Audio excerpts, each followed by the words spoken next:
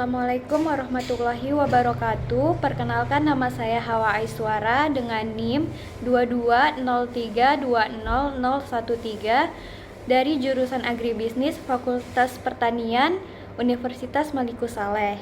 Di sini saya akan memaparkan materi mengenai negosiasi dan advokasi bisnis.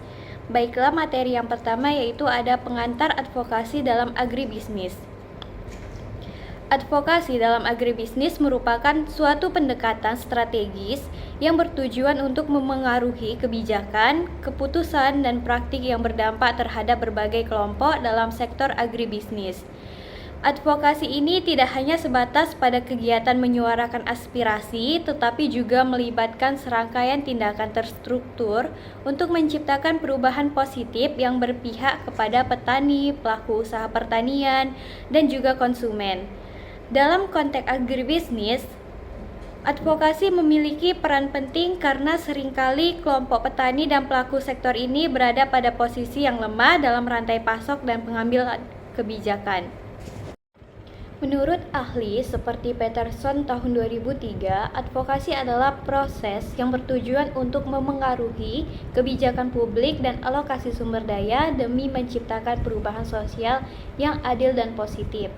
Sementara, menurut World Bank tahun 2005 melihat advokasi sebagai upaya untuk mempengaruhi praktik dan kebijakan di berbagai level, baik lokal, nasional, maupun internasional. Dengan kata lain, advokasi menjadi alat bagi kelompok marginal seperti petani kecil untuk memperjuangkan hak dan kesetaraan mereka dalam struktur sosial dan ekonomi yang lebih besar. Dalam agribisnis terdapat beberapa jenis advokasi. Yang pertama itu ada advokasi kebijakan yang bertujuan untuk mempengaruhi regulasi pemerintah agar berpihak kepada petani, misalnya dalam bentuk subsidi atau perlindungan terhadap produk lokal. Sementara itu ada advokasi pasar yang lebih menitikberatkan pada keadilan dalam distribusi hasil pertanian dan harga yang menguntungkan bagi produsen. Advokasi hak hadir untuk memperjuangkan hak-hak dasar petani dan pekerjaan petani seperti kepemilikan tanah dan upah layak. Selain itu, advokasi juga menyentuh aspek keberlanjutan pertanian dengan menekankan kepentingan praktik ramah lingkungan serta advokasi konsumen yang berfungsi untuk melindungi dan mengedukasi masyarakat sebagai konsumen produk pertanian. Advokasi berperan sebagai jembatan antara petani dan pasar. Petani seringkali tidak memiliki daya tawar terhadap pedagang atau perusahaan pengolah hasil pertanian. Jadi dengan adanya advokasi, mereka dapat membentuk kelompok seperti koperasi untuk memperkuat posisi mereka dalam rantai pasok. Tak hanya itu, advokasi juga menjadi media komunikasi antara petani dan pemerintah. Melalui organisasi petani atau lembaga advokasi, mereka juga bisa menyampaikan kebutuhan dan tantangan seperti keterbatasan infrastruktur, bantuan modal, atau fluktuasi harga hasil tani. Di sisi lain, pelaku agribisnis juga memerlukan advokasi untuk menyuarakan kebutuhan mereka kepada pemerintah, terutama terkait standar mutu, logistik, dan ekspor-impor. Untuk memahami posisi advokasi dalam strategi perubahan sosial, penting juga untuk membedakan antara advokasi, kampanye, lobby, dan negosiasi. Advokasi adalah proses jangka panjang untuk mengubah kebijakan dan praktik, sedangkan kampanye lebih bersifat publik yang digunakan untuk meningkatkan kesadaran. Sedangkan lobby adalah pendekatan langsung kepada pembuat kebijakan, lalu negosiasi adalah proses dua arah yang bertujuan mencapai kesepakatan. Jadi itu ya teman-teman.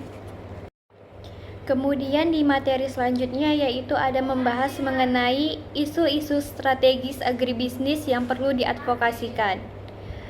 Dalam dunia agribisnis terdapat sejumlah isu penting yang perlu diadvokasikan untuk memastikan tercapainya keadilan, keberlanjutan, dan kesejahteraan seluruh pelaku usaha dalam rantai produksi. Salah satu isu paling krusial adalah persoalan antara pangan lokal dan pangan impor. Ketergantungan terhadap produk impor dapat mengganggu kedaulatan pangan dalam suatu negara. Negara menjadi rentan terhadap fluktuasi harga internasional dan kebijakan dari negara pengekspor. Di sisi lain, impor yang tidak terkontrol dapat menyebabkan harga hasil pertanian lokal anjlok saat musim panen, sehingga merugikan petani. Oleh karena itu, advokasi perlu dilakukan untuk memperkuat produksi dalam negeri, mengedukasi konsumen agar lebih memilih produk lokal, serta mendorong kebijakan yang melindungi pasar domestik. Isu berikutnya adalah keberlanjutan pertanian. Pertanian hijau atau green agriculture menggabungkan aspek ekonomi, sosial, dan lingkungan. Praktik pertanian yang tidak ramah lingkungan dapat menyebabkan kerusakan tanah, pencemaran air, dan menurunnya keanekaragaman hayati. Advokasi dalam hal ini bertujuan untuk mendorong pengguna metode pertanian organik, pengelolaan tanah yang bijaksana, dan penggunaan energi terbarukan. Selain itu, penting juga adanya regulasi yang mengontrol penggunaan pestisida dan pupuk kimia sintesis yang berlebihan. Isu lain yang tidak kalah penting adalah perlindungan terhadap petani dan UMKM agribisnis. Mereka merupakan bagian penting dari sistem pangan nasional, tetapi seringkali memiliki akses terbatas terhadap modal, teknologi, informasi, dan pasar. Advokasi dibutuhkan agar mereka mendapatkan pembiayaan yang terjangkau, kemudahan dalam mengakses informasi, serta dukungan untuk pengembangan infrastruktur pasca panen. Kemitraan yang adil dengan pelaku industri besar juga perlu didorong agar tidak terjadi ketimpangan kekuasaan dalam rantai pasok. Ketimpangan logistik di wilayah terdepan, terluar, dan tertinggal atau 3T menjadi tantangan besar dalam pemerataan pembangunan agribisnis. Daerah-daerah ini seringkali mengalami kesulitan dalam distribusi karena infrastruktur yang minim, menyebabkan harga tinggi di satu sisi dan kerugian di sisi lain. Advokasi dibutuhkan untuk mendorong investasi pemerintah dalam membangun infrastruktur, fasilitas distribusi, dan teknologi digital yang bisa menjangkau daerah terpencil. Contoh studi kasus yang relevan adalah isu pangan organik dalam era food estate dan digitalisasi rantai pasok.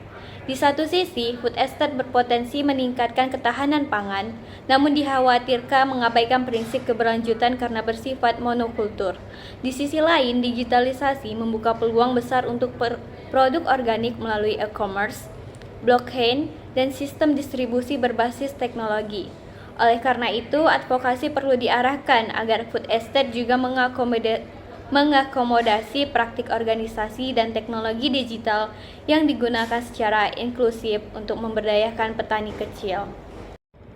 Adapun materi selanjutnya yaitu membahas mengenai teknik dan strategi advokasi modern dalam agribisnis.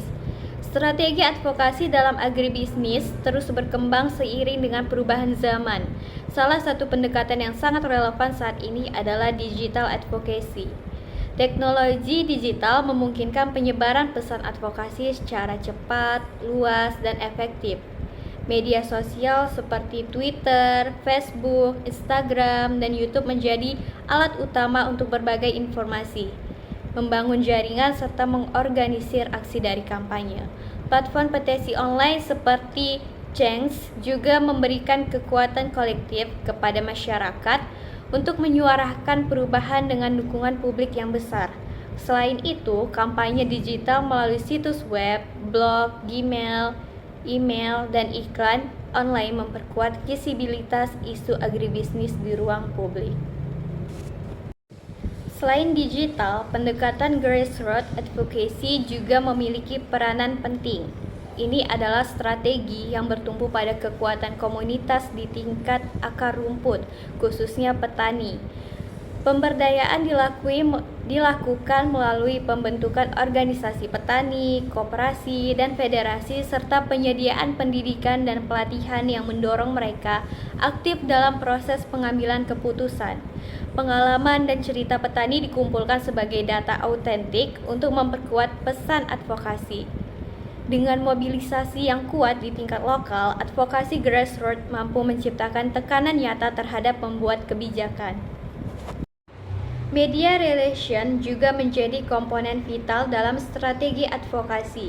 Hubungan yang baik dengan jurnalis dan media massa memungkinkan penyebaran informasi kepada khalayak luas, membentuk opini publik, dan memberikan tekanan politik terhadap para pembuat keputusan.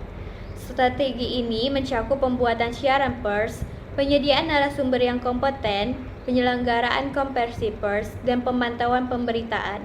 Media menjadi saluran penting untuk meningkatkan legitimasi isu yang diperjuangkan. Terdapat dua contoh studi kasus yang menarik, yaitu dalam kampanye. Yang pertama itu ada #SaveSawah dan yang kedua itu ada #PetaniBerdaulat. Kampanye #SaveSawah bertujuan untuk menyelamatkan lahan sawah dari alih fungsi lahan dan menekan pentingnya lahan pertanian dalam menjaga ketahanan pangan. Strategi yang digunakan meliputi penyebaran konten di media sosial, petisi online, hingga aksi lokal.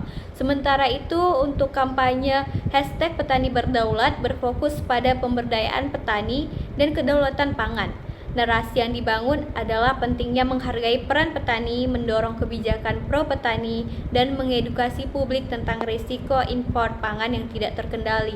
Kedua kampanye tersebut menunjukkan bagaimana kombinasi teknik digital, grassroots, dan hubungan media mampu membangun gerakan advokasi yang kuat dan berdampak.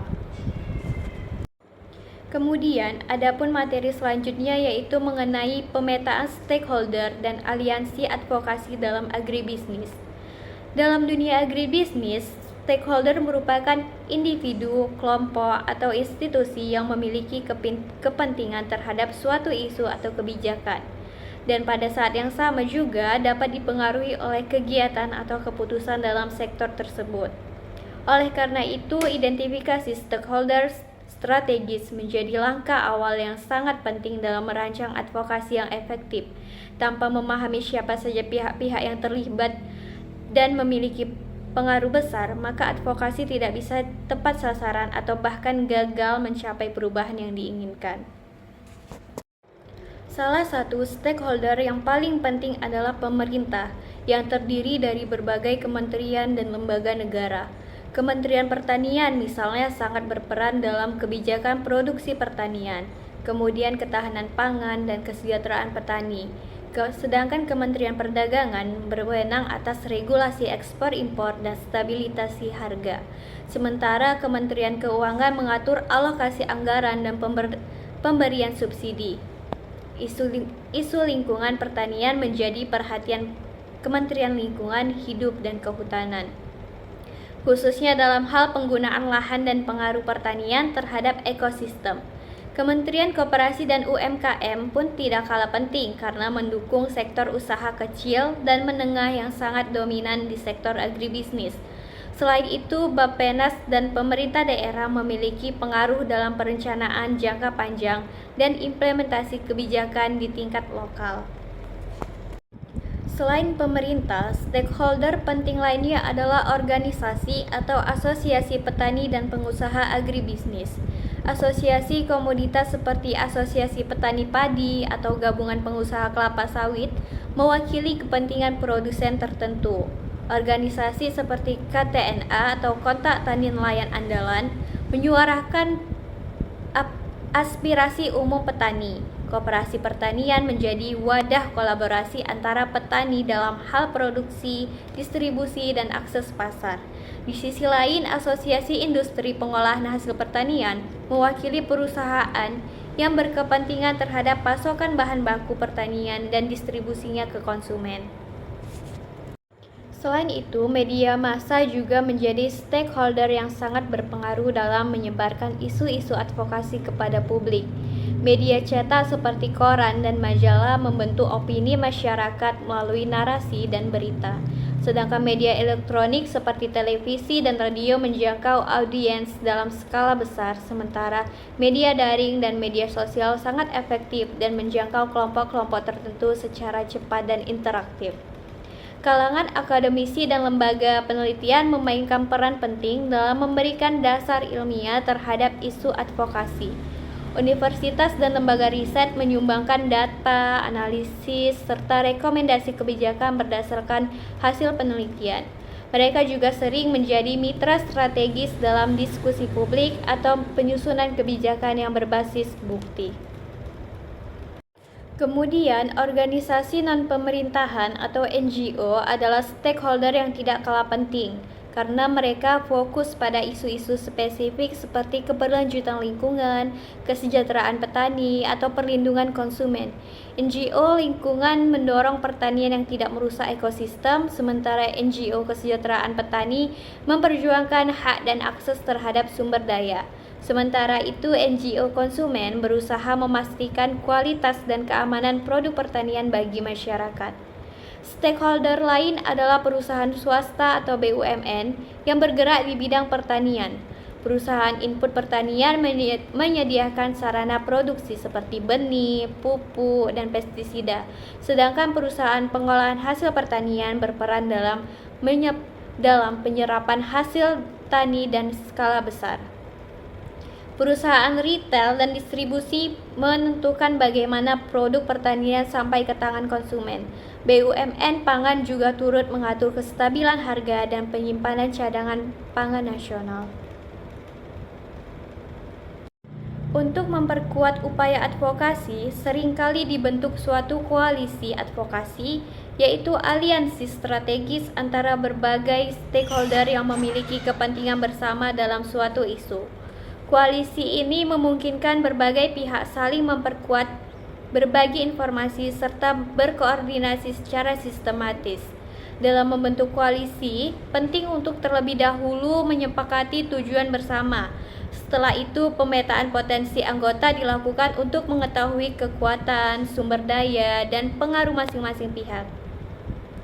Komunikasi rutin, pembagian peran yang jelas, struktur kerja yang efektif, serta rasa saling percaya yang menjadikan koalisi ini mampu menghadapi tantangan dengan lebih solid.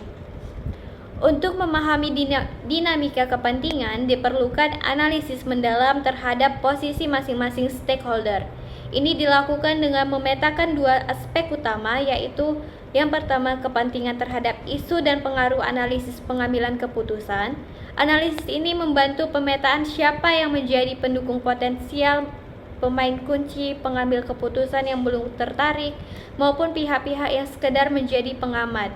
Kemudian pemanfaatan metrik pemetaan stakeholder menjadi alat penting dalam hal ini. Kemudian, stakeholder dikategorikan menjadi 4 kelompok. Yang pertama, mereka yang memiliki kepentingan tinggi dan pengaruh tinggi disebut sebagai pemain kunci dan harus dilibatkan secara aktif. Yang kedua, mereka dengan pengaruh tinggi namun kepentingan rendah, merupakan pengambil keputusan potensial yang perlu didekati dengan pesan advokasi yang relevan. Yang ketiga yaitu stakeholder dengan kepentingan tinggi namun pengaruh rendah, dapat menjadi pendukung kuat meskipun peran pengaruhnya terbatas. Mereka perlu diperkuat dan diberdayakan. Yang terakhir itu pihak dengan kepentingan dan pengaruh rendah cukup dimonitor saja tanpa menjadi fokus utama. Sebagai pelengkap, analisis SWOT juga digunakan untuk memahami kekuatan, kelemahan, peluang, dan ancaman yang mungkin dimiliki masing-masing stakeholder terhadap isu advokasi. Dengan pendekatan ini, strategi dapat dirancang lebih akurat dan berdaya guna dalam mencapai tujuan yang diharapkan. Kemudian adapun materi selanjutnya yaitu membahas advokasi berbasis data dan digital tools dalam agribisnis. Dalam dunia agribisnis yang penuh tantangan dan kompleksitas, pendekatan advokasi tidak lagi cukup dilakukan secara lisan atau berdasarkan pendapat semata. Advokasi modern menuntut kekuatan data sebagai pondasi utama dalam menyuarakan kepentingan petani, pelaku usaha tani, maupun masyarakat luas yang bergantung pada sektor ini. Data menjadi semacam tulang punggung yang tidak hanya memberikan legitimasi pada setiap klaim atau tuntutan yang disampaikan, tetapi juga berfungsi sebagai alat untuk mengidentifikasi masalah yang sebenarnya terjadi di lapangan dengan merumuskan solusi yang tepat dan terarah. Dengan menggunakan data, seorang advokat agribisnis dapat memaparkan kondisi nyata, memperlihatkan ketimpangan, serta menyusun narasi yang kuat untuk mengarahkan perubahan kebijakan atau strategi pembangunan. Salah satu bentuk data yang sangat vital dalam advokasi agribisnis adalah data yang terkait harga komoditas.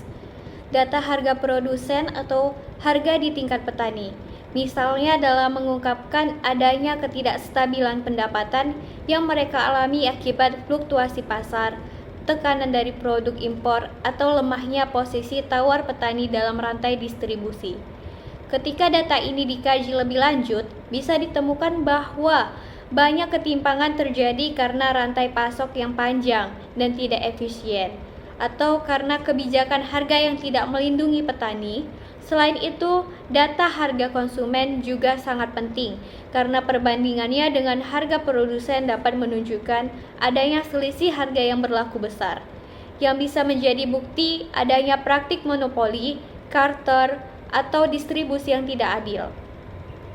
Tak kalah penting adalah data perbandingan harga antar wilayah atau bahkan dengan harga global, karena hal ini bisa memperlihatkan sejauh mana produk lokal mampu bersaing atau justru tertinggal karena rendahnya produktivitas dan lemahnya akses pasar. Dalam konteks produksi, data mengenai volume dan produktivitas lahan menjadi penanda yang sangat krusial untuk melihat seberapa optimal sistem agribisnis yang berjalan. Ketika terjadi penurunan produksi, bisa jadi itu disebabkan oleh degradasi lahan, perubahan iklim, atau insentif yang tidak memadai bagi petani. Sebaliknya, jika data menunjukkan adanya potensi peningkatan produktivitas dengan penggunaan varietas unggul atau teknologi tertentu, maka data tersebut bisa dijadikan dasar untuk mendorong kebijakan distribusi benih bersertifikat, perbaikan sistem irigasi, atau peningkatan kapasitas penyuluh pertanian. Data semacam ini tidak hanya bermanfaat bagi pemerintah, tetapi juga penting untuk memperkuat posisi petani dalam pengambilan keputusan bersama. Selain itu, aspek supply dan demand atau pasokan dan permintaan menjadi dimensi data yang tidak kalah penting. Ketika data menunjukkan bahwa terjadi kekurangan pasokan dalam negeri, maka itu bisa menjadi pembenaran untuk membuka keran impor sebagai solusi jangka pendek. Namun jika data yang menunjukkan adanya surplus produksi, maka perlu ada advokasi untuk menciptakan pasar baru, membangun industri pengolahan, atau menerapkan kebijakan penyangga harga untuk menjaga stabilitas ekonomi petani. Data mengenai pola konsumsi masyarakat pun sangat strategis karena dapat membantu pemerintah atau pelaku usaha dalam memprediksi tren kebutuhan pangan di masa depan, sehingga produksi bisa diarahkan sesuai dengan permintaan yang nyata, bukan sekedar perkiraan. Namun demikian, tidak semua data bersifat ekonomi atau teknis. Data sosial ekonomi petani seperti pendapatan, pendidikan, dan akses terhadap infrastruktur dasar memberikan gambaran yang lebih menyeluruh tentang kesejahteraan mereka. Dalam banyak kasus, data ini mengungkapkan bahwa petani tidak hanya menghadapi persoalan produksi, tetapi juga persoalan struktural yang menyangkut keadilan sosial dan akses terhadap pelayanan dasar. Bahkan data mengenai dampak lingkungan seperti degradasi lahan dan penggunaan air semakin penting untuk menunjukkan bahwa sistem agribisnis tidak berkelanjutan dapat membawa kerugian ekologis jangka panjang. Sementara itu, data mengenai akses pasar dan infrastruktur transportasi menggambarkan seberapa besar hambatan logistik yang dihadapi petani yang pada akhirnya memengaruhi daya saing mereka. Seiring dengan berkembangnya teknologi digital, kini tersedia berbagai alat dan platform yang dapat memperkuat proses advokasi tersebut. Salah satu contohnya adalah Google Trends, yang memungkinkan kita untuk memantau minat publik terhadap isu-isu agribisnis secara real time. Ketika terjadi lonjakan pencarian terkait topik tertentu, semisalnya harga cabai naik atau krisis pupuk subsidi, hal ini bisa dimanfaatkan untuk meluncurkan kampanye advokasi di waktu yang paling tepat.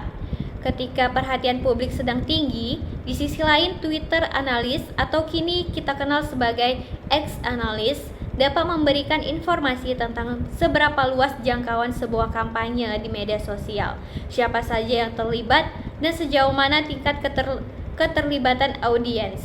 Data ini penting untuk menilai keberhasilan narasi yang dibangun serta untuk menemukan influencer atau tokoh kunci yang bisa membantu menyebarkan pesan advokasi dengan lebih cepat dan luas. Selain itu, pembuatan konten kampanye yang menarik juga kini menjadi lebih mudah berkat adanya aplikasi seperti Canva dan CapCut. Canva memungkinkan siapa saja, bahkan tanpa latar belakang desain, untuk menciptakan infografis dan materi visual yang profesional dan informatif. Ini sangat berguna ketika ingin menyederhanakan data yang rumit menjadi pesan visual yang mudah dicerna oleh masyarakat umum. Sementara itu, CapCut menjadi alat favorit untuk menyunting video pendek yang dinamis dan penuh emosi, yang dapat disebarkan lewat TikTok, Instagram Reels, atau YouTube Short. Konten video ini sangat efektif untuk menyampaikan pesan-pesan menyentuh hati, seperti kondisi petani yang kesulitan panen atau kebijakan yang berdampak langsung pada kehidupan masyarakat desa. Lebih jauh lagi, advokasi juga bisa diperkuat lewat pengalaman dukungan publik secara daring melalui platform petisi online seperti Change atau Everest. Platform ini memungkinkan masyarakat untuk menunjukkan dukungan terhadap isu agribisnis tertentu secara kolektif dan masif. Sebagai contoh, ketika muncul kebijakan yang merugikan petani kecil atau ancaman terhadap lahan produktif, petisi daring bisa menjadi sarana untuk menekan pemerintah agar meninjau kembali kebijakan tersebut. Kekuatan platform ini terletak pada kemampuannya untuk menyatukan suara publik dalam waktu singkat dan menciptakan tekanan moral yang kuat terhadap pengambilan keputusan. Sebagai kesimpulan, advokasi dalam dunia agribisnis masa kini tidak cukup hanya dengan retorika. Ia harus ditopang oleh data yang kuat, dikemas dalam bentuk yang komunikatif, dan disebarkan melalui teknologi digital agar menjangkau khalayak yang lebih luas. Dengan menggabungkan kekuatan data dan alat digital secara strategis, kita dapat menciptakan gerakan advokasi yang bukan hanya didengar, tetapi juga diperhitungkan dan membawa perubahan yang nyata bagi sektor agribisnis di Indonesia. Adapun materi selanjutnya yaitu membahas mengenai teknik dan strategi advokasi modern dalam agribisnis. Strategi advokasi dalam agribisnis terus berkembang seiring dengan perubahan zaman. Salah satu pendekatan yang sangat relevan saat ini adalah digital advocacy. Teknologi digital memungkinkan penyebaran pesan advokasi secara cepat, luas, dan efektif. Media sosial seperti Twitter, Facebook, Instagram, dan YouTube menjadi alat utama untuk berbagai informasi, membangun jaringan, serta mengorganisir aksi dari kampanye. Platform petisi online seperti Change juga memberikan kekuatan kolektif kepada masyarakat untuk menyuarakan perubahan dengan dukungan publik yang besar. Selain itu, kampanye digital melalui situs web, blog, Gmail, email, dan iklan online memperkuat visibilitas isu agribisnis di ruang publik. Selain digital, pendekatan grassroots advocacy juga memiliki peranan penting. Ini adalah strategi yang bertumpu pada kekuatan komunitas di tingkat akar rumput, khususnya petani.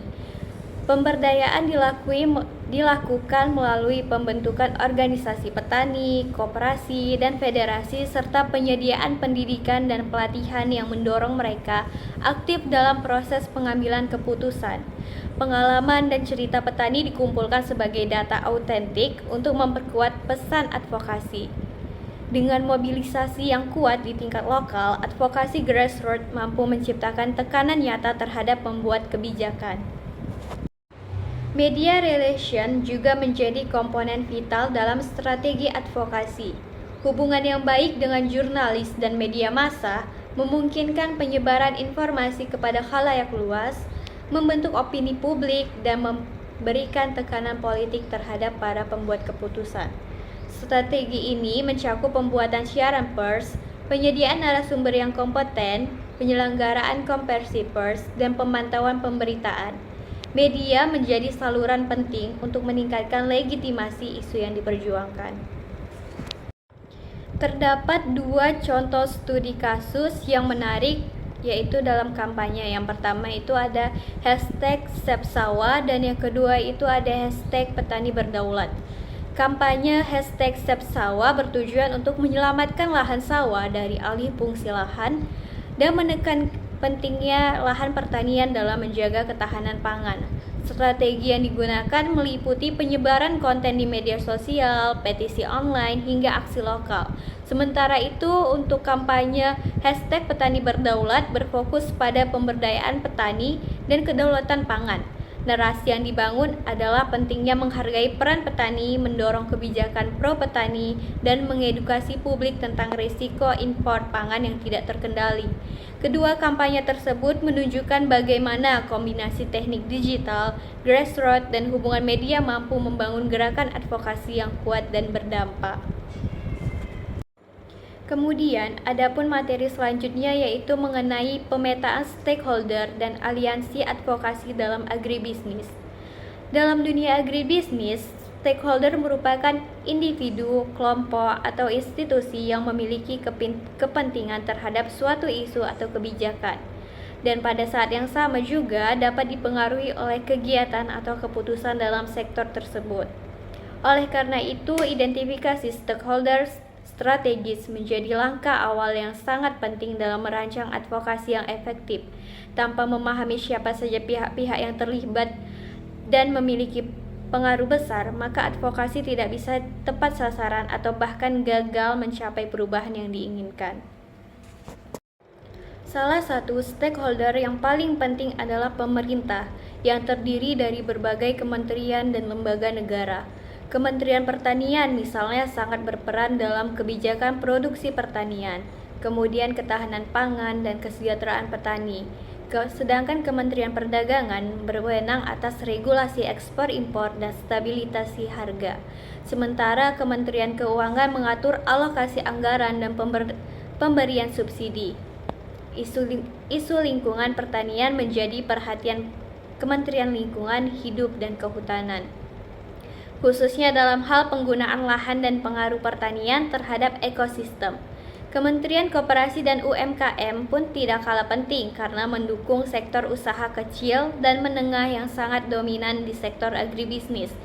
Selain itu, Bappenas dan pemerintah daerah memiliki pengaruh dalam perencanaan jangka panjang dan implementasi kebijakan di tingkat lokal.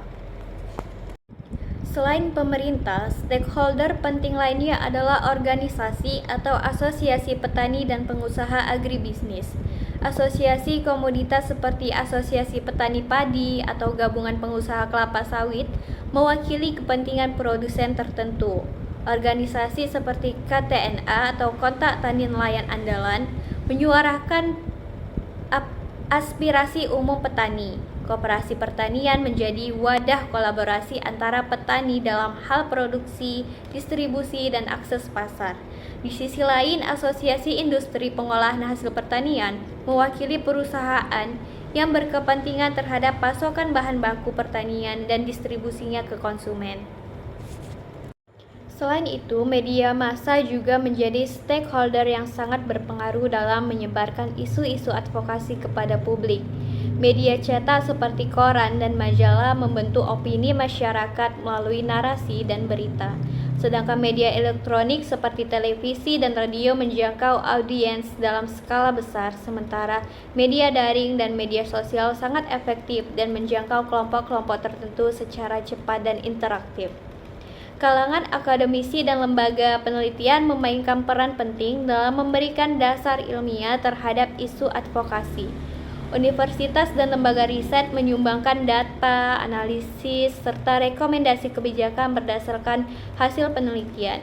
Mereka juga sering menjadi mitra strategis dalam diskusi publik atau penyusunan kebijakan yang berbasis bukti.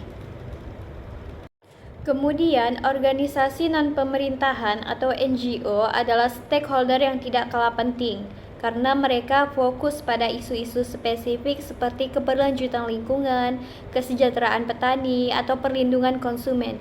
NGO lingkungan mendorong pertanian yang tidak merusak ekosistem, sementara NGO kesejahteraan petani memperjuangkan hak dan akses terhadap sumber daya. Sementara itu, NGO konsumen berusaha memastikan kualitas dan keamanan produk pertanian bagi masyarakat. Stakeholder lain adalah perusahaan swasta atau BUMN yang bergerak di bidang pertanian. Perusahaan input pertanian menyediakan sarana produksi seperti benih, pupuk, dan pestisida. Sedangkan perusahaan pengolahan hasil pertanian berperan dalam penyerapan hasil tani dan skala besar. Perusahaan retail dan distribusi menentukan bagaimana produk pertanian sampai ke tangan konsumen. BUMN pangan juga turut mengatur kestabilan harga dan penyimpanan cadangan pangan nasional. Untuk memperkuat upaya advokasi, seringkali dibentuk suatu koalisi advokasi, yaitu aliansi strategis antara berbagai stakeholder yang memiliki kepentingan bersama dalam suatu isu. Koalisi ini memungkinkan berbagai pihak saling memperkuat, berbagi informasi, serta berkoordinasi secara sistematis. Dalam membentuk koalisi, penting untuk terlebih dahulu menyepakati tujuan bersama. Setelah itu, pemetaan potensi anggota dilakukan untuk mengetahui kekuatan, sumber daya, dan pengaruh masing-masing pihak. Komunikasi rutin, pembagian peran yang jelas, struktur kerja yang efektif, serta rasa saling percaya yang menjadikan koalisi ini mampu menghadapi tantangan dengan lebih solid. Untuk memahami dinamika kepentingan, diperlukan analisis mendalam terhadap posisi masing-masing stakeholder. Ini dilakukan dengan memetakan dua aspek utama, yaitu yang pertama, kepentingan terhadap isu dan pengaruh analisis pengambilan keputusan. Analisis ini membantu pemetaan siapa yang menjadi pendukung potensial, pemain kunci, pengambil keputusan yang belum tertarik, maupun pihak-pihak yang sekedar menjadi pengamat. Kemudian pemanfaatan metrik pemetaan stakeholder menjadi alat penting dalam hal ini. Kemudian, stakeholder dikategorikan menjadi 4 kelompok. Yang pertama, mereka yang memiliki kepentingan tinggi dan pengaruh tinggi disebut sebagai pemain kunci dan harus dilibatkan secara aktif. Yang kedua, mereka dengan pengaruh tinggi namun kepentingan rendah, merupakan pengambil keputusan potensial yang perlu didekati dengan pesan advokasi yang relevan. Yang ketiga yaitu stakeholder dengan kepentingan tinggi namun pengaruh rendah, dapat menjadi pendukung kuat meskipun peran pengaruhnya terbatas. Mereka perlu diperkuat dan diberdayakan. Yang terakhir itu pihak dengan kepentingan dan pengaruh rendah cukup dimonitor saja tanpa menjadi fokus utama. Sebagai pelengkap, analisis SWOT juga digunakan untuk memahami kekuatan, kelemahan, peluang, dan ancaman yang mungkin dimiliki masing-masing stakeholder terhadap isu advokasi. Dengan pendekatan ini, strategi dapat dirancang lebih akurat dan berdaya guna dalam mencapai tujuan yang diharapkan. Kemudian adapun materi selanjutnya yaitu membahas advokasi berbasis data dan digital tools dalam agribisnis. Dalam dunia agribisnis yang penuh tantangan dan kompleksitas, pendekatan advokasi tidak lagi cukup dilakukan secara lisan atau berdasarkan pendapat semata. Advokasi modern menuntut kekuatan data sebagai pondasi utama dalam menyuarakan kepentingan petani, pelaku usaha tani, maupun masyarakat luas yang bergantung pada sektor ini.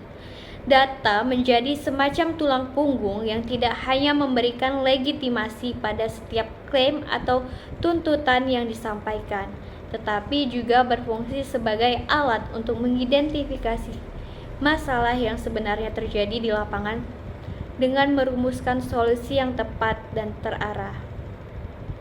Dengan menggunakan data, seorang advokat agribisnis dapat memaparkan kondisi nyata, memperlihatkan ketimpangan, serta menyusun narasi yang kuat untuk mengarahkan perubahan kebijakan atau strategi pembangunan. Salah satu bentuk data yang sangat vital dalam advokasi agribisnis adalah data yang terkait harga komoditas. Data harga produsen atau harga di tingkat petani. Misalnya dalam mengungkapkan adanya ketidakstabilan pendapatan yang mereka alami akibat fluktuasi pasar, tekanan dari produk impor, atau lemahnya posisi tawar petani dalam rantai distribusi. Ketika data ini dikaji lebih lanjut, bisa ditemukan bahwa Banyak ketimpangan terjadi karena rantai pasok yang panjang dan tidak efisien, atau karena kebijakan harga yang tidak melindungi petani. Selain itu, data harga konsumen juga sangat penting karena perbandingannya dengan harga produsen dapat menunjukkan adanya selisih harga yang berlaku besar, yang bisa menjadi bukti adanya praktik monopoli, barter, atau distribusi yang tidak adil. Tak kalah penting adalah data perbandingan harga antar wilayah atau bahkan dengan harga global, karena hal ini bisa memperlihatkan sejauh mana produk lokal mampu bersaing atau justru tertinggal karena rendahnya produktivitas dan lemahnya akses pasar. Dalam konteks produksi, data mengenai volume dan produktivitas lahan menjadi penanda yang sangat krusial untuk melihat seberapa optimal sistem agribisnis yang berjalan. Ketika terjadi penurunan produksi, bisa jadi itu disebabkan oleh degradasi lahan, perubahan iklim, atau insentif yang tidak memadai bagi petani. Sebaliknya, jika data menunjukkan adanya potensi peningkatan produktivitas dengan penggunaan varietas unggul atau teknologi tertentu, maka data tersebut bisa dijadikan dasar untuk mendorong kebijakan distribusi benih bersertifikat, perbaikan sistem irigasi, atau peningkatan kapasitas penyuluh pertanian. Data semacam ini tidak hanya bermanfaat bagi pemerintah, tetapi juga penting untuk memperkuat posisi petani dalam pengambilan keputusan bersama. Selain itu, aspek supply dan demand atau pasokan dan permintaan menjadi dimensi data yang tidak kalah penting. Ketika data menunjukkan bahwa terjadi kekurangan pasokan dalam negeri, maka itu bisa menjadi pembenaran untuk membuka keran impor sebagai solusi jangka pendek. Namun jika data yang menunjukkan adanya surplus produksi, maka perlu ada advokasi untuk menciptakan pasar baru, membangun industri pengolahan, atau menerapkan kebijakan penyangga harga untuk menjaga stabilitas ekonomi petani. Data mengenai pola konsumsi masyarakat pun sangat strategis karena dapat membantu pemerintah atau pelaku usaha dalam memprediksi tren kebutuhan pangan di masa depan, sehingga produksi bisa diarahkan sesuai dengan permintaan yang nyata, bukan sekedar perkiraan. Namun demikian, tidak semua data bersifat ekonomi atau teknis. Data sosial ekonomi petani seperti pendapatan, pendidikan, dan akses terhadap infrastruktur dasar memberikan gambaran yang lebih menyeluruh tentang kesejahteraan mereka. Dalam banyak kasus, data ini mengungkapkan bahwa petani tidak hanya menghadapi persoalan produksi, tetapi juga persoalan struktural yang menyangkut keadilan sosial dan akses terhadap pelayanan dasar. Bahkan data mengenai dampak lingkungan seperti degradasi lahan dan penggunaan air semakin penting untuk menunjukkan bahwa sistem agribisnis tidak berkelanjutan dapat membawa kerugian ekologis jangka panjang. Sementara itu, data mengenai akses pasar dan infrastruktur transportasi menggambarkan seberapa besar hambatan logistik yang dihadapi petani yang pada akhirnya memengaruhi daya saing mereka. Seiring dengan berkembangnya teknologi digital, kini tersedia berbagai alat dan platform yang dapat memperkuat proses advokasi tersebut. Salah satu contohnya adalah Google Trends, yang memungkinkan kita untuk memantau minat publik terhadap isu-isu agribisnis secara real time. Ketika terjadi lonjakan pencarian terkait topik tertentu, semisalnya harga cabai naik atau krisis pupuk subsidi, hal ini bisa dimanfaatkan untuk meluncurkan kampanye advokasi di waktu yang paling tepat. Ketika perhatian publik sedang tinggi, di sisi lain Twitter analis atau kini kita kenal sebagai X analis dapat memberikan informasi tentang seberapa luas jangkauan sebuah kampanye di media sosial, siapa saja yang terlibat, dan sejauh mana tingkat keterlibatan audiens. Data ini penting untuk menilai keberhasilan narasi yang dibangun serta untuk menemukan influencer atau tokoh kunci yang bisa membantu menyebarkan pesan advokasi dengan lebih cepat dan luas. Selain itu, pembuatan konten kampanye yang menarik juga kini menjadi lebih mudah berkat adanya aplikasi seperti Canva dan CapCut. Canva memungkinkan siapa saja, bahkan tanpa latar belakang desain untuk menciptakan infografis dan materi visual yang profesional dan informatif. Ini sangat berguna ketika ingin menyederhanakan data yang rumit menjadi pesan visual yang mudah dicerna oleh masyarakat umum.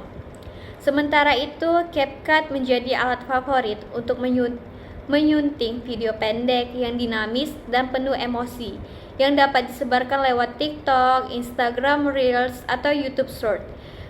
Konten video ini sangat efektif untuk menyampaikan pesan-pesan menyentuh hati seperti kondisi petani yang kesulitan panen atau kebijakan yang berdampak langsung pada kehidupan masyarakat desa. Lebih jauh lagi, advokasi juga bisa diperkuat lewat pengalaman dukungan publik secara daring melalui platform petisi online seperti Change atau Everest. Platform ini memungkinkan masyarakat untuk menunjukkan dukungan terhadap isu agribisnis tertentu secara kolektif dan masif. Sebagai contoh, ketika muncul kebijakan yang merugikan petani kecil atau ancaman terhadap lahan produktif, petisi daring bisa menjadi sarana untuk menekan pemerintah agar meninjau kembali kebijakan tersebut. Kekuatan platform ini terletak pada kemampuannya untuk menyatukan suara publik dalam waktu singkat dan menciptakan tekanan moral yang kuat terhadap pengambilan keputusan. Sebagai kesimpulan, advokasi dalam dunia agribisnis masa kini tidak cukup hanya dengan retorika. Ia harus ditopang oleh data yang kuat, dikemas dalam bentuk yang komunikatif, dan disebarkan melalui teknologi digital agar menjangkau khalayak yang lebih luas. Dengan menggabungkan kekuatan data dan alat digital secara strategis, kita dapat menciptakan gerakan advokasi yang bukan hanya didengar, tetapi juga diperhitungkan dan membawa perubahan yang nyata bagi sektor agribisnis di Indonesia. Adapun materi selanjutnya yaitu mengenai komunikasi dan penyampaian pesan advokasi yang efektif dalam agribisnis. Dalam proses advokasi agribisnis, komunikasi bukan hanya soal menyampaikan informasi, tetapi juga bagaimana membuat informasi itu diterima, dipahami, dan mempengaruhi audiens secara efektif. Oleh karena itu, komunikasi persuasif menjadi keterampilan yang sangat penting. Komunikasi persuasif dapat dipahami sebagai gabungan antara seni dan ilmu dalam mempengaruhi sikap, keyakinan, dan tindakan orang lain melalui argumen yang logis sekaligus memancing keterlibatan emosional. Dalam konteks advokasi agribisnis, teknik ini sangat krusial karena audiensnya tidak hanya terdiri dari pembuat kebijakan, tetapi juga media, masyarakat umum, dan berbagai pemangku kepentingan lain yang memiliki perspektif, kepentingan, dan karakter yang berbeda-beda. Salah satu strategi komunikasi persuasif adalah menggunakan prinsip timbal balik atau reciprocity yang mengacu pada kecenderungan manusia untuk membalas kebaikan. Dalam praktik advokasi, ini berarti bahwa jika kita memberi sesuatu yang bernilai seperti informasi teknis, data penting, atau bahkan dukungan terhadap inisiatif kebijakan tertentu, maka penerima, misalnya pembuat kebijakan, akan cenderung lebih terbuka dan responsif terhadap usulan yang kita ajukan. Prinsip berikutnya adalah komitmen dan konsistensi, yaitu strategi mendorong seseorang untuk membuat komitmen awal yang lebih kecil terlebih dahulu, karena manusia cenderung ingin konsisten dengan sikap dan pernyataan sebelumnya. Contohnya, jika seorang pejabat sudah pernah menyatakan dukungannya terhadap kesejahteraan petani, maka pernyataan itu dapat digunakan sebagai dasar moral dan politis untuk menuntut kebijakan yang berpihak kepada petani. Selain itu, terdapat prinsip bukti sosial atau social proof, yaitu kecenderungan orang untuk mengikuti tindakan orang lain ketika mereka ragu. Dalam advokasi agribisnis, ini bisa digunakan dengan menunjukkan bahwa sejumlah besar petani, kelompok tani, atau organisasi masyarakat sipil telah mendukung suatu inisiatif atau kebijakan tertentu. Dukungan yang luas ini memperkuat legitimasi dari dan mendorong pihak-pihak lain untuk ikut serta. Lalu ada prinsip otoritas yang mengandalkan fakta bahwa orang lain mudah percaya pada pihak yang dianggap ahli atau berpengaruh. Oleh karena itu, didukung oleh pernyataan dari akademisi, data dari lembaga kredibel, atau tokoh masyarakat yang disegani. Prinsip lainnya adalah liking atau kesukaan, yang menyatakan bahwa orang lebih mudah dipengaruhi oleh orang yang mereka sukai atau percayai. Dalam hal ini, advokasi yang dibangun dengan komunikasi yang ramah, transparan, dan empatik akan jauh lebih efektif dibanding pendekatan yang kaku dan formal. Terakhir, adapun prinsip scarcity atau kelangkaan, menyarankan bahwa orang akan bertindak lebih cepat ketika merasakan bahwa waktu atau kesempatan itu terbatas. Misalnya, kampanye advokasi bisa menekan bahwa jika tidak ada tindakan sekarang, generasi petani muda akan meninggalkan sektor pertanian, sehingga menciptakan rasa urgensi yang mendorong aksi.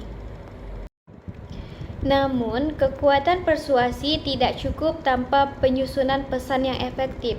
Pesan dalam advokasi harus dibuat relevan, jelas, dan berorientasi pada solusi. Relevansi berarti bahwa pesan harus disesuaikan dengan audiens yang dituju. Jika audiensnya adalah pembuat kebijakan, maka sorotlah dampak kebijakan terhadap stabilitas sosial atau ekonomi makro. Jika audiensnya adalah konsumen, maka fokuslah pada isu keamanan pangan atau keberlanjutan lingkungan. Selain itu, pesan harus dikemas dalam bahasa yang mudah dipahami, tanpa terlalu banyak istilah teknis, sehingga audiens tidak kehilangan fokus atau bingung. Pesan juga harus membawa solusi. Jangan hanya menyampaikan masalah, karena itu bisa menimbulkan rasa pesimis atau kebingungan. Sebaliknya, tunjukkan alternatif atau langkah konkret yang bisa dilakukan. Yang tak kalah penting adalah daya tarik emosi. Pesan yang kuat bukan hanya logis, tetapi juga menyentuh perasaan. Cerita-cerita tentang perjuangan petani, kesulitan mereka dalam mengakses pupuk, atau dampak perubahan iklim terhadap hasil panen, jika dikemas secara emosional, akan lebih mengena di hati audiens. Namun, emosi harus tetap didukung oleh logika dan data agar pesan menjadi kredibel dan tidak dianggap sebagai dramatik. Dalam membuat storytelling berbasis data yang efektif, terdapat beberapa elemen penting. Cerita harus memiliki tokoh, biasanya seseorang yang bisa mewakilkan audiens atau menjadi simbol perjuangan seperti petani kecil, pelaku UMKM, atau konsumen yang sadar lingkungan. Lalu harus ada konflik atau masalah yang dihadapi, yang kemudian didukung oleh data untuk menunjukkan bahwa masalah tersebut bukan hanya pengalaman pribadi, tapi bagian dari realitas yang lebih besar. Kemudian, cerita juga harus membuat aksi atau upaya penyelesaian dan diakhiri dengan resolusi atau harapan, yaitu solusi yang diadvokasikan atau gambarkan masa depan yang lebih baik. Sepanjang cerita, data harus diintegrasikan dengan mulus, bukan hanya sebagai lampiran, tetapi sebagai bagian dari narasi. Visualisasi data seperti grafik atau infografis juga bisa sangat membantu untuk memperkuat dampak cerita. Cerita yang baik selalu ditutup dengan ajakan untuk bertindak atau call to action, entah itu berupa ajakan untuk mendukung petisi, menghubungi anggota legislatif, membeli produk petani lokal, atau menyebarkan informasi lebih lanjut. Contohnya, penerapan pendekatan ini ada dalam advokasi agribisnis bisa berupa video dokumenter pendek yang menceritakan kesulitan petani kopi karena buruknya infrastruktur, diselingi data tentang keterisolasian daerah 3T, bisa juga berupa infografis interaksi yang menggambarkan transisi satu desa menuju pertanian organik dan dampaknya terhadap peningkatan pendapatan petani serta pengurangan emisi karbon. Bahkan, testimoni sederhana dari seorang petani yang diikuti dengan data nasional bisa menjadi alat advokasi yang sangat kuat. Dengan demikian, komunikasi dalam penyampaian pesan dalam advokasi agribisnis bukan hanya persoalan menyuarakan isu, tetapi juga soal bagaimana menyusun strategi komunikasi yang menyentuh logika dan emosi sekaligus, serta bagaimana menggabungkan narasi yang kuat dengan data yang valid agar pesan dapat diterima, dimengerti, dan ditindaklanjuti. Adapun materi terakhir yaitu mengenai manajemen krisis dalam advokasi agribisnis. Dalam konteks advokasi agribisnis, krisis adalah sesuatu yang tidak bisa dihindari.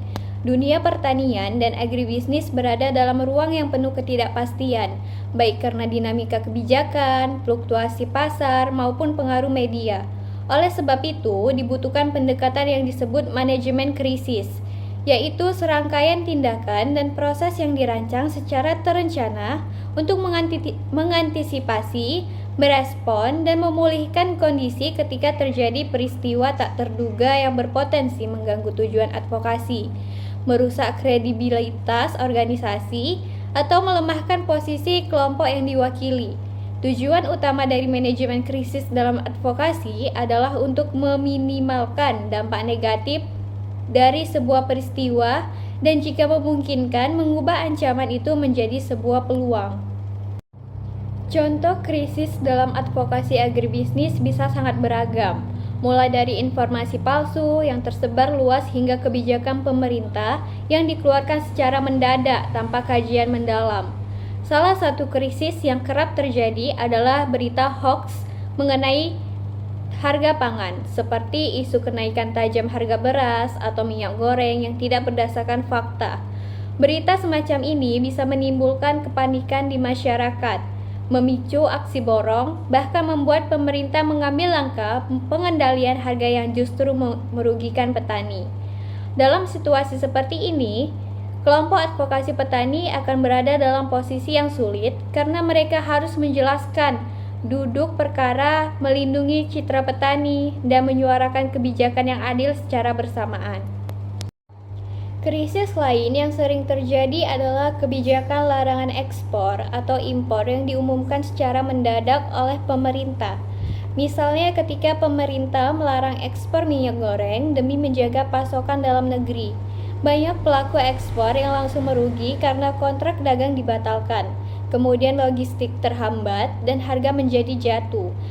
Disinilah pentingnya peran organisasi advokasi agribisnis yang harus bersikap cepat, menganalisis kebijakan tersebut, dan mengomunikasikan dampaknya dengan tegas namun objektif. Ada pula bentuk krisis yang menyerang reputasi suatu komoditas pertanian, seperti tuduhan bahwa kelapa sawit menjadi penyebab utama kerusakan hutan, atau bahkan produk hortikultura tertentu berbahaya bagi kesehatan tanpa bukti ilmiah yang sahih. Isu semacam ini seringkali dibangun oleh kelompok tertentu dan tersebar melalui media sosial. Apabila tidak segera ditangani, persepsi negatif publik dapat merugikan ribuan petani dan pelaku usaha. Bahkan, tidak jarang krisis juga menyerang individu, misalnya serangan personal terhadap tokoh advokat, berupa tuduhan yang tak berdasarkan dan merusak nama baik mereka. Ketika figur sentra dalam gerakan advokat dirusak, maka kredibilitas dan semangat gerakan itu pun ikut melemah. Menghadapi berbagai krisis semacam itu, organisasi advokasi perlu menerapkan strategi khusus yang bersifat cepat, terkoordinasi, dan strategis. Langkah pertama yang krusial adalah membentuk tim krisis yang terdiri dari juru bicara resmi, ahli komunikasi, ahli hukum jika diperlukan, serta perwakilan dari kelompok yang terdampak atau diadvokasi. Tim ini harus diberi kewenangan untuk membuat keputusan cepat, karena dalam situasi krisis, waktu adalah faktor yang sangat menentukan. Langkah kedua adalah pemantauan media dan deteksi dini terhadap potensi krisis. Organisasi harus aktif melacak berita di media massa, baik cetak, online, maupun siaran televisi. Lebih dari itu, media sosial juga harus diawasi secara intensif karena seringkali isu berkembang pertama kali di sana. Alat social listening dapat digunakan untuk memantau hashtag, nama organisasi, atau sentimen publik yang berkaitan dengan isu tertentu. Begitu krisis terdeteksi, perlu dilakukan analisis menyeluruh. Penting untuk memahami apa sebenarnya sumber krisis tersebut, seberapa luas dampaknya, dan siapa saja yang terpengaruh, serta apakah informasi yang beredar mengandung fakta atau hoax.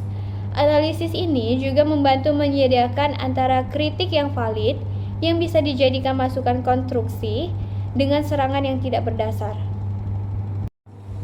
Setelah itu, organisasi harus segera menyusun pesan-pesan kunci yang akan disampaikan kepada publik. Pesan ini harus ringkas, akurat, dan konsisten di semua saluran komunikasi. Pesan harus berfokus pada fakta, menjelaskan posisi organisasi, dan membantah informasi yang salah tanpa menggunakan bahasa yang emosional atau bersifat defensif. Hal ini penting karena kesan pertama yang diterima publik sangat menentukan arah persepsi mereka selanjutnya. Tentu saja, respon cepat menjadi sangat penting dalam situasi krisis. Keterlambatan penyampaian klarifikasi atau pernyataan hanya akan memperburuk keadaan dan membuka ruang bagi spekulasi. Pilihlah saluran komunikasi yang tepat, apakah melalui siaran pers, konferensi pers, media sosial, atau forum publik lainnya. Selain itu, respon harus bersifat transparan. Akui jika ada kekeliruan, dan yang terpenting, sampaikan solusinya. Menunjukkan bahwa organisasi sedang atau akan melakukan sesuatu untuk memperbaiki keadaan adalah bentuk tanggung jawab yang akan dihargai oleh publik.